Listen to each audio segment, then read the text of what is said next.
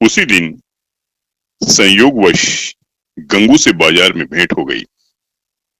घबराया हुआ था, बदहवास था, बिल्कुल खोया हुआ।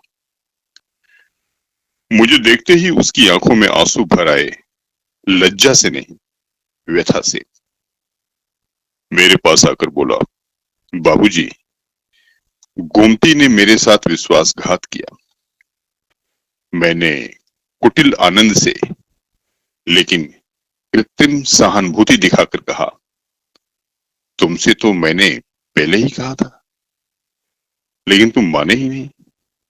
अब सब्र करो, इसके सिवा और क्या उपाय है।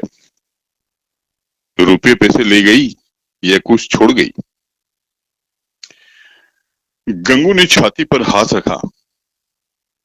ऐसा जान पड़ा मानो मेरे इस प्रश्न ने उसके हृदय को विदीर्ण कर दिया। अरे बाबूजी, ऐसा न कहिए। उसने धेले की भी चीज नहीं छुई। अपना जो कुछ था वह भी छोड़ गई।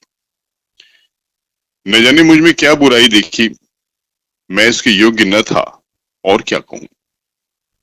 वह पढ़ी लिखी थी, मैं करिया अक्षर भैंस बराबर। तेरे साथ इतने दिन रही, यही बहुत था।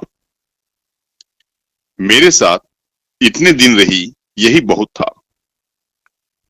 कुछ दिन और उसके साथ रह जाता तो आदमी बन जाता। उसका आपसे कहां तक बखान करूं हुजूर। औरों के लिए चाहे जो कुछ रही हो, मेरे लिए तो किसी देवता का आशीर्वाद थी। न जाने मुझसे क्या ऐसी खता हो गई, मगर कसम ले लीजिए, जो उसके मुख पर मैल तक न आया हो। मेरी औकात ही क्या है बाबूजी, 10-12 आने का मजूर हूं, पर इसी में उसके हाथों इतनी बरकत थी कि कभी कमी नहीं पड़ी। मुझे इन शब्दों से घोर निराशा हुई। मैं समझा था वो उसकी बेवफाई की कथा कहेगा और मैं उसकी अंधभक्ति पर कुछ सहानुभूति प्रकट करूंगा, मगर उस मूर्ख की आंखें अब तक नहीं खुली। अब भी उसी का मंत्र पड़ रहा है। अवश्य ही इसका चित्त कुछ अव्यवस्थित है। मैंने कुटिल परिहास आरंभ किया तो तुम्हारे घर से कुछ नहीं ले गई। कुछ भी नहीं बाबूजी, धेले की भी चीज नहीं। और तुमसे प्रेम भी बहुत करती थी। हाँ, अब आपसे क्या कहूं बाबूजी। वह प्रेम तो मरते दम तक याद रहेगा। फिर भी तुझे छोड़कर चली गई, यही तो आश्चर्य है बाबूजी। त्रिया चैत्र का नाम कभी सुना है? अरे बाबूजी, ऐसा ना कहिए। मेरी गर्दन पे कोई छुरी रख दे तो भी मैं उसका यश ही गाऊंगा। तो फिर ढूंढ निकालो। हाँ मालिक, जब तक उसे ढूंढ न लाऊंगा मुझे चैन न लाएगा। मुझे इतना मालूम हो जाए कि वह कहां पर है, फिर तो मैं उसे ले ही आऊंगा। और बाबूजी, मेरा दिल कहता है कि वो आएगी जरूर, देख लीजिएगा। वह मुझसे रूठ कर नहीं गई, लेकिन दिल नहीं मानता। जाता हूं, महीने 2 महीने जंगल पहाड़ की धूल छानूंगा। जीता रहा तो फिर आपके दर्शन करूंगा। यह कहकर वह उन्माद की दशा में एक तरफ चल दिया।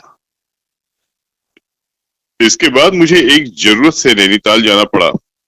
सैर के लिए नहीं।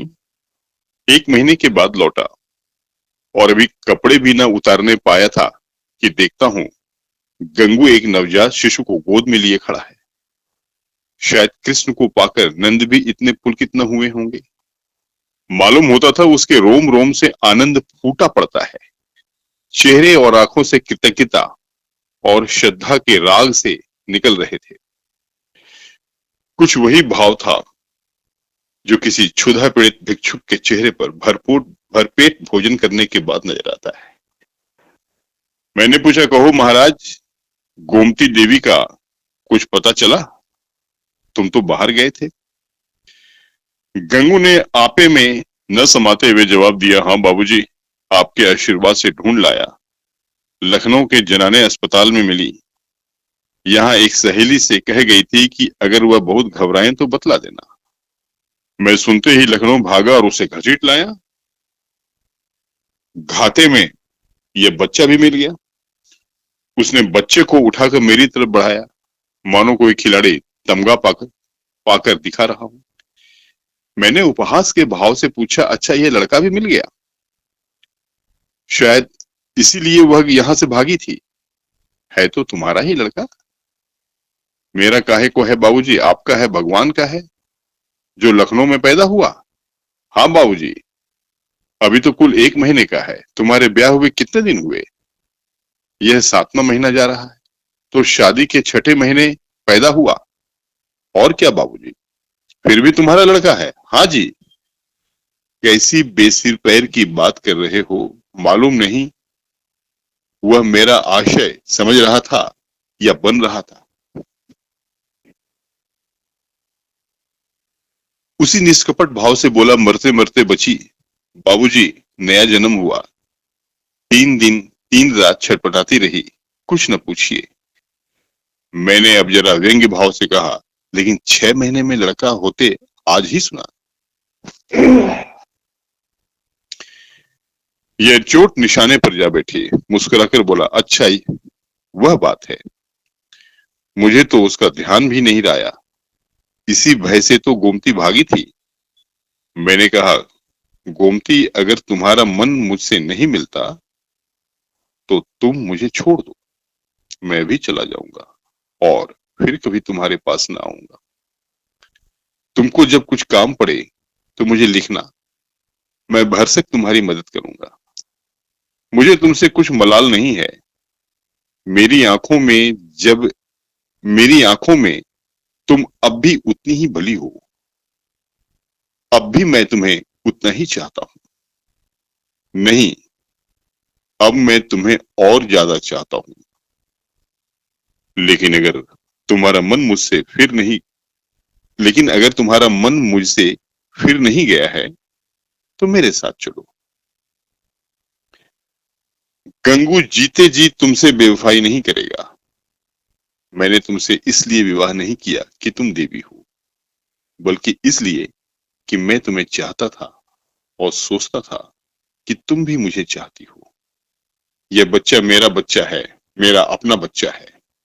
मैंने एक बोया हुआ खेत लिया तो क्या उसकी फसल को इसलिए छोड़ दूंगा कि उसे किसी दूसरे ने बोया था? यह कहकर उसने जोर से ठट्ठा मारा। मैं कपड़े उतारना भूल गया। कह नहीं सकता क्यों मेरी आंखें सजल हो गई। न जाने वह कौन सी शक्ति थी जिसने मेरी मनोगत घृणा को दबाकर मेरे हाथों को बढ़ा दिया।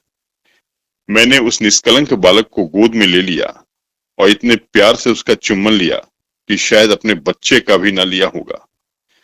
गंगू बोला, बाबूजी आप बड़े सज्जन हैं। मैं गोमती से बार बार आपका बखान किया करता हूँ। कहता हूँ चल एक बार उनके दर्शन करा, लेकिन मारे लाज के आती ही नहीं। मैं और सज्जन, अपनी सज्जनता का पर्दा आज मेरी आंखों से हटा। मैंने भक्ति से डूबे हुए स्वर में कहा, नहीं जी, मेरे जैसे कलुषित मनुष्य के पास वह क्या आएगी। चलो मैं उनके दर्शन करने चलता हूँ। तुम मुझे सज्जन समझते हो। मैं ऊपर से सज्जन हूँ पर दिल का कमीना हूँ। असली सज्जनता तुम में है और यह बालक वह फूल है जिससे तुम्हारी सज्जनता की महक निकल रही है। मैं बच्चे को छाती से लगाए हुए गंगू के साथ चला।